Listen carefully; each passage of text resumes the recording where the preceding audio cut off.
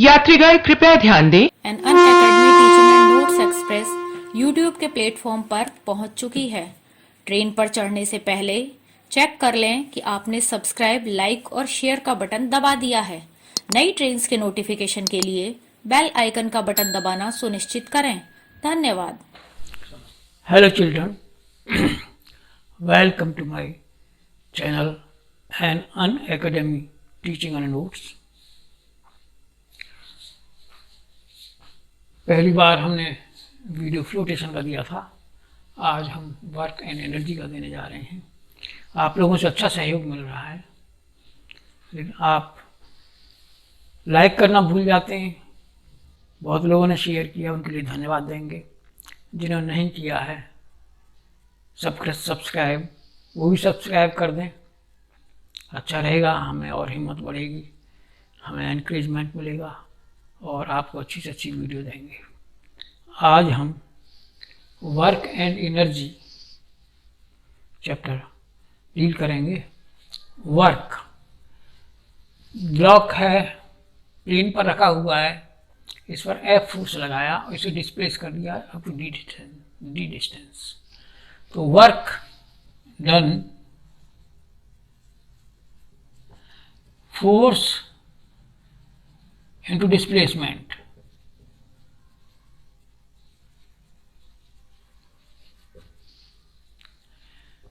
W is equal to F into d. F force है, was applied to this block, displacement was d, then our work done will be force into displacement। ये इसकी unit जो होगी force की Newton, distance की metre.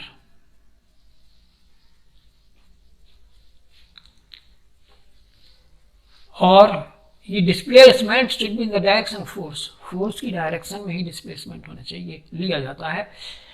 और तब ये न्यूटन मीटर है, फोर्स न्यूटन मीटर या इसकी जूल्स होती है।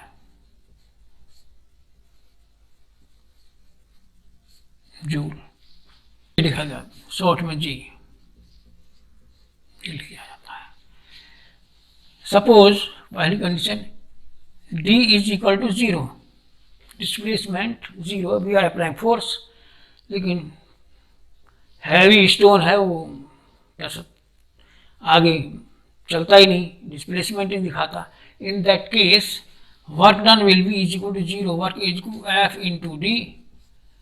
फोर्स लगाया आपने, डिस्प्लेसमेंट 0, तो वर्क इज इक्वल टू 0 हो जाएगा।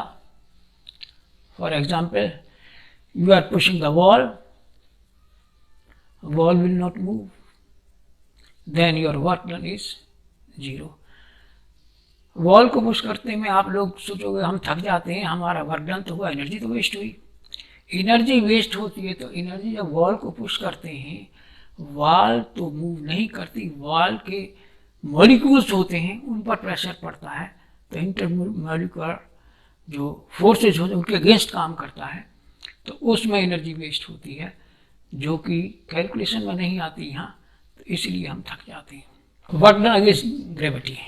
Suppose on the ground there is a block of mass m, you are lifting it up to height h, then work done will B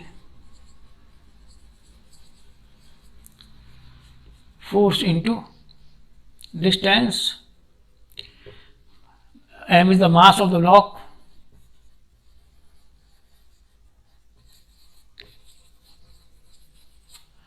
तो F is to m g, g is exception to gravity, और distance is h, ये हुआ m g h. ये work done is equal to m g H होगा, और ये ही lifting a body up to height h, work done will be equal to potential energy. ये potential energy होती है।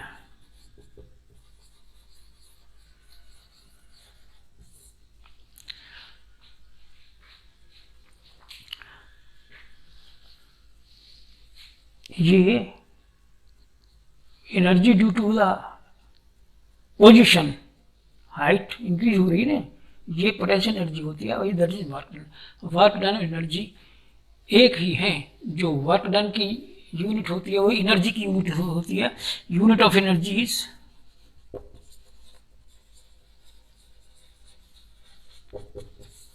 जूल, एनर्जी की जूल होती है। Here a block F is force is being applied here in the direction of AC. AC की direction में हमने force apply किया जिससे इसका डिस्प्लेसमेंट A से B तक हो गया। तो in this case work done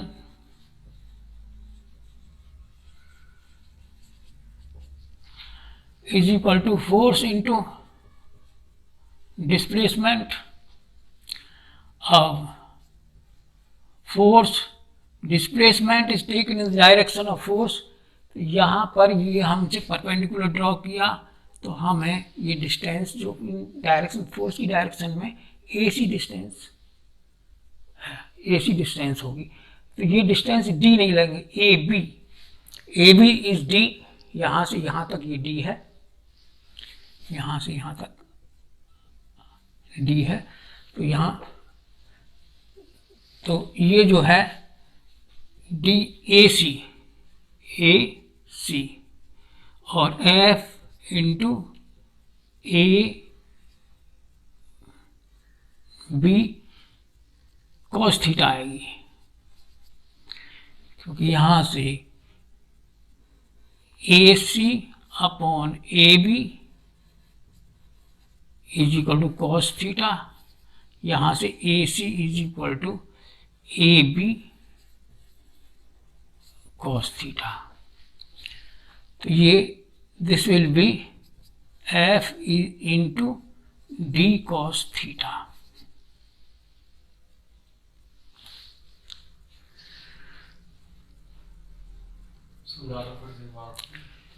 ये ब्लॉक है, A से B तक शिफ्ट हो गया, फोर्स है in the direction of AC। तो इससे वर्क डन जो होगा, ये थीटा एंगल बनाए हुए है हॉरिजॉन्टल से, तो work done will be F into D लेंगे फोर्स की डायरेक्शन में डिस्प्लेसमेंट, तो AC होगा,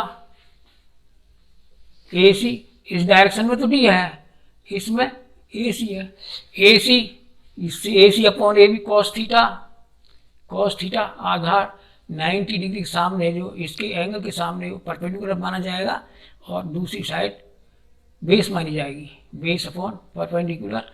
ये हो गया AC upon AB cos theta, AC equal to AB cos theta, AB cos theta और F equal to D, AB is D cos theta. तो इसमें if theta is equal to 90 degree, तो work done is equal to F into D cos 90, and cos 90 की value होती है 0, F into D into 0 is equal to 0। When force is applied at 90 degree, then work would not be 0। कैसे? Suppose एक इंसान है,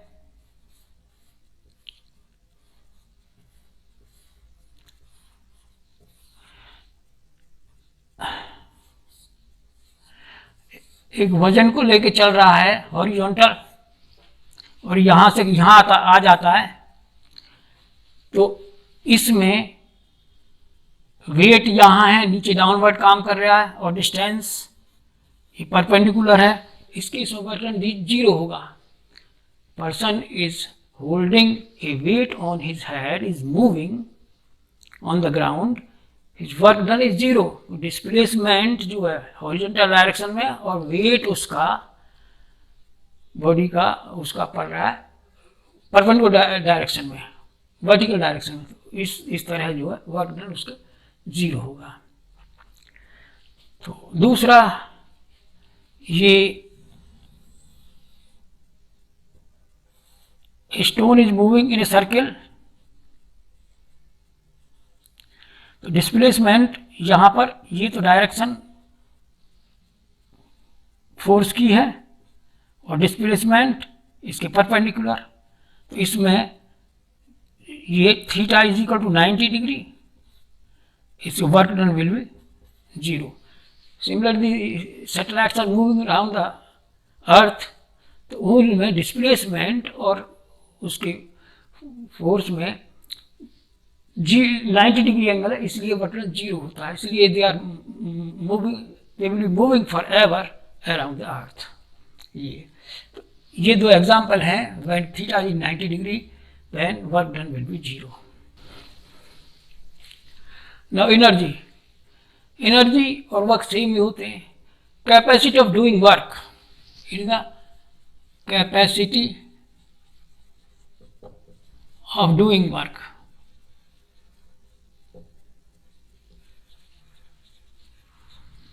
ये energy होती है. यूनिट जो वर्क की होती है, जूल, वही एनर्जी की होती है, क्योंकि वर्क और एनर्जी इक्वल है. टाइप्स ऑफ एनर्जी में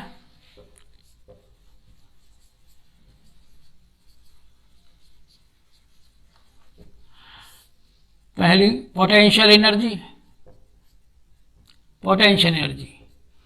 ये mgh की बराबर होती है, हमने अभी प्रूव किया था. Energy by virtue of its position की वजह से जो एनर्जी होती है, तो वो पोटेंशियल एनर्जी होती है. हाइट बढ़ेगी तो पोटेंशियल एनर्जी इंक्रीज होगी, height will decrease, potential energy will decrease. तो ये हाइट की वजह से होती है पोटेंशियल एनर्जी. दूसरा होती है काइनेटिक एनर्जी.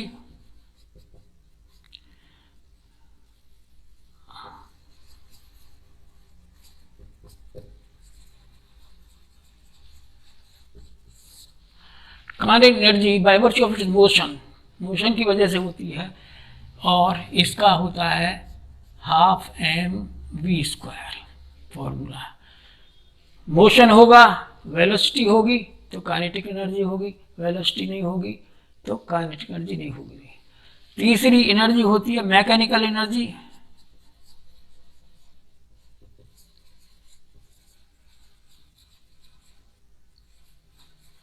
ये potential energy. We are throwing a stone in the space. Final energy U is equal to initial energy. You are throwing a stone, you are see initial energy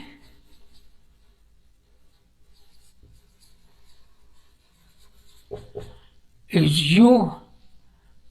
Final energy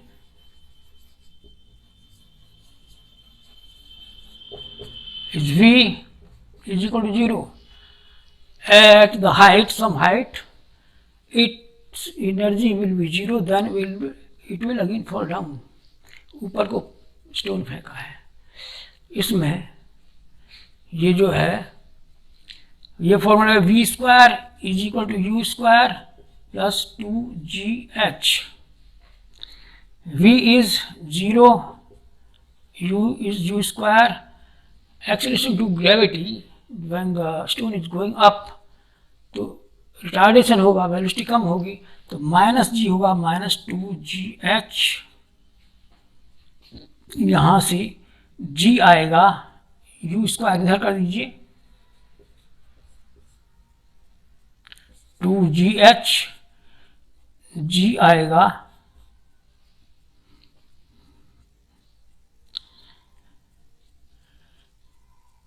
u² upon 2g, h आएगा.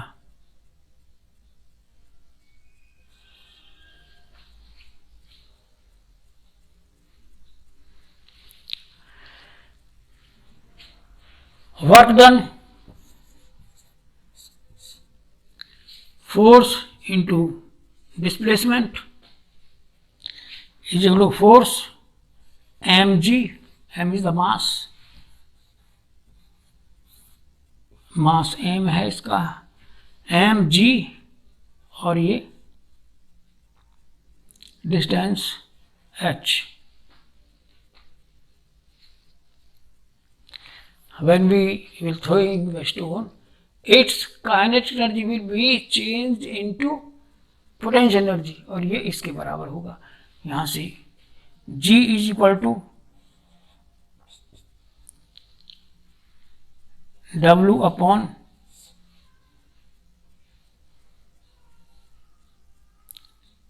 mh, इसे W upon mh लिख दीजिए। W upon, देख लीजिए W is equal to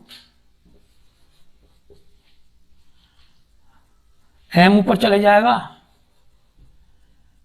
u square upon 2, W is equal to half m u square, and this is kinetic energy will be changed, this kinetic energy will be changed into potential energy mgh। ये kinetic energy का formula half m v square half m u square वो आ गया इस तरह। तो अब ना power, rate of doing work is power. जिसमें ज़्यादा पावर होगी वो तेज़ी से काम करेगा, जिसमें कम पावर होगी वो स्लो स्लो काम करेगा। This is the rate of doing work.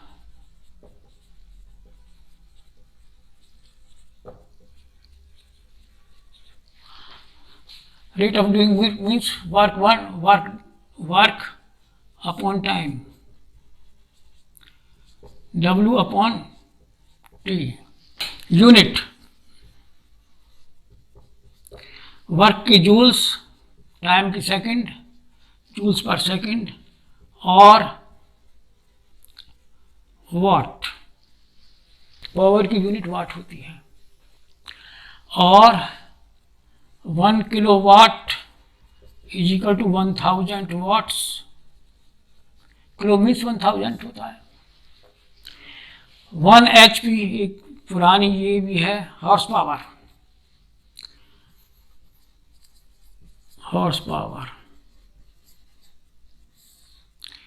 746 watts. एक हॉर्स पावर में 746 वाट्स होते हैं। आपकी electrical unit, commercial unit,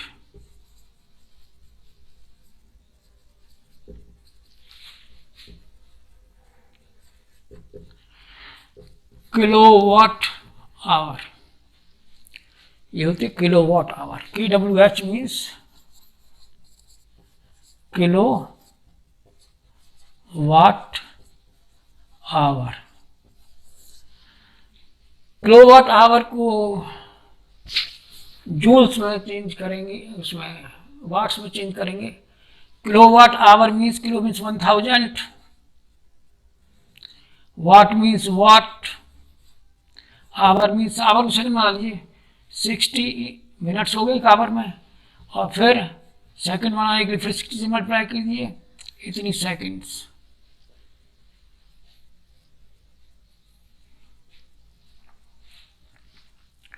energy की यूनिट,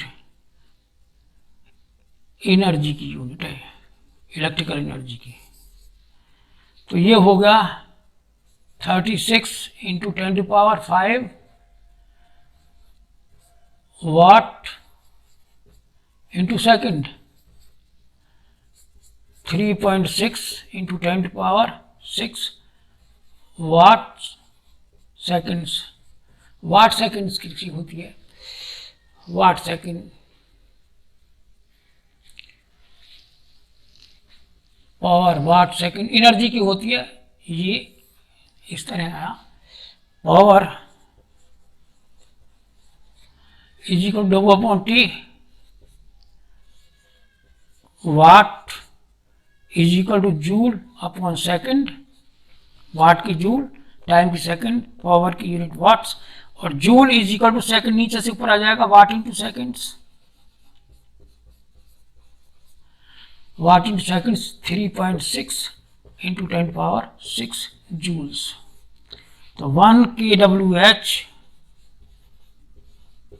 3.6 इंटू 10⁶ जूल्स। ये होता है, ये इलेक्ट्रिकल एनर्जी की यूनिट है kWh। तो एक बार और बता देते हैं rate of doing work. Definition मैंने फुल लिखी नहीं है ब्लैक बोर्ड पर, क्योंकि आपको नोट्स में सब कुछ ठीक ठाक मिल जाएगा। Power rate of doing work, power rate of doing work में रेट के लिए टाइम से डिवाइड कर दिया, वर्क को डब्ल्यू लिख दिया, टाइम को टी, यूनिट वर्क की यूनिट जूल, टाइम की सेकंड, जूल पर सेकंड को वाट बोलते हैं। और इसमें जो है 1 किलोवाट, किलो की जगह आप 1000 लिख दीजिए, 1000 वाट्स के बराबर होता है। एक हॉर्स पावर होता है 746 वाट्स के बराबर। कमर्शियल यूनिट होती है एनर्जी की कमर्शियल यूनिट होती है kWh, किलोवाट आवर को जूल में चेंज कर दीजिए, एग्जाम में आ जाता है। Change 1 kilowatt hour into joules, ये आ जाता है 9th में या 10th में, 9th में तो 10th में भी आ सकता है। किलो की जगह 1000 वाट एज इट इज, आवर को सेकंड बना लीजिए 16 to 60, तो 36 3 10 की पावर 3 4 5 10 की पावर 5, 5 जीरो आ गए ना, 5 हो गए वाट सेकंड होता है जूल्स। तो 3.6 इंटू पॉइंट लगा दिया तो एक पावर और बढ़ जाएगी, 6 जूल्स आ गई। तो ये 1 kilowatt hour is equal to 3.6 into 10 power 6 joules. ये एनर्जी की कमर्शियल यूनिट है। पावर की तो वाट है ही, किलो। इसमें शायद law of conservation of energy हो रहा है। Law of conservation, energy is conserved, this is law of conservation. दूसरा, energy can neither be created nor destroyed, it can transform into one form to another. एक form से दूसरी form में change हो सकती है, डिस्ट्रॉय नहीं हो सकती एनर्जी, ना क्रिएटेड की जा सकती। जितनी है initial energy is equal to final energy. तो कुछ वर्क डन करते हैं जब, तो जितनी एनर्जी हमने वो उसमें स्पेंड की उतना ही हमें आउटपुट मिल जाएगा। तो initial energy is equal to final energy. अगर हम स्टोन को ऊपर अपवर्ड फेंक रहे हैं तो हम in the beginning we are providing the stone kinetic energy, और वो हाइट गेन करता है तो वो अंत में जीरो हो जाती है वेलोसिटी, उधर टॉप पर velocity zero, kinetic energy zero, लेकिन हाइट इनकी जो है mgh वो पोटेंशियल एनर्जी में चेंज हो जाएगी। इसीलिए total energy is conserved. Total energy initial energy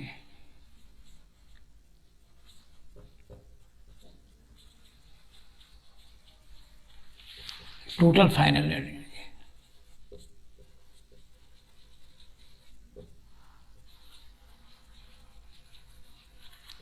law of conservation of energy है। अब ये चैप्टर फिनिश होता है। आप लोग वीडियो देख के पहले समझिए, समझ आ जाएगा, नहीं या दोबारा देख लीजिए वीडियो, उसके बाद नोट्स टेक डाउन कर लीजिएगा। नोट्स से तुम्हें बहुत फ़ायदा मिलेगा, जो कमी रह जाएगी वो पूरी हो जाएगी। यहाँ ये चैप्टर फिनिश होता है। अंत में हम आपसे ये रिक्वेस्ट करेंगे कि जिसने ये सब्सक्राइब नहीं किया वो चैनल सब्सक्राइब कर दिए। प्लीज़ कमेंट ज़रूर लिखिएगा। एक दो स्टूडेंट की डिमांड आई है, हम जो है नेक्स्ट वीक जल्दी से पूरी करने की कोशिश करेंगे, क्योंकि 10th क्लास वालों की बहुत कई बार डिमांड आ चुकी। 10th क्लास का सिलेबस शुरू करिए, एग्ज़ाम आने वाले उनके मई में, 4 मई से एग्ज़ाम है, इसलिए फिर भी हम जल्दी कोशिश करेंगे उनके कमेंट का वीडियो बना के देने के लिए। Thank you very much.